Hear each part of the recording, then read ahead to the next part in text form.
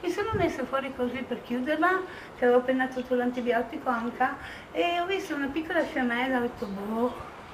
Dopo sempre di più, stando a letto, perché io ho la camera 4K, sentivo come rumori.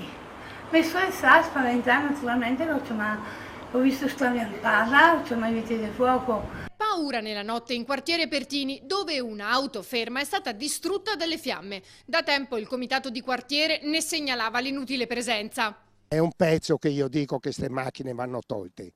Ci sono macchine, ci sono furgoni e ci sono camper che non hanno nessun senso di rimanere lì.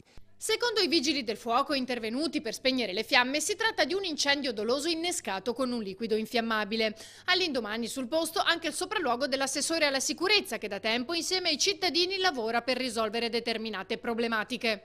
Ci sono alcune questioni che qui hanno bisogno di essere risolte e su questo ci stiamo lavorando oramai da un po' e speriamo di raggiungere a presto obiettivi molto interessanti perché si ristabilisca il giusto equilibrio.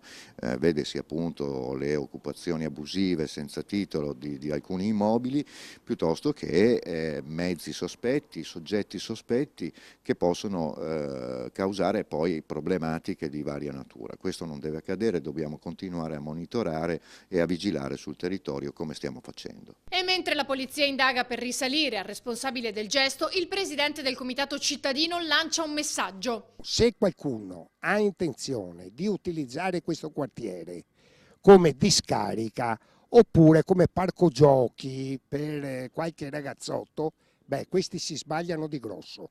Noi faremo una vigilanza ancora più attiva di quella che abbiamo fatto finora.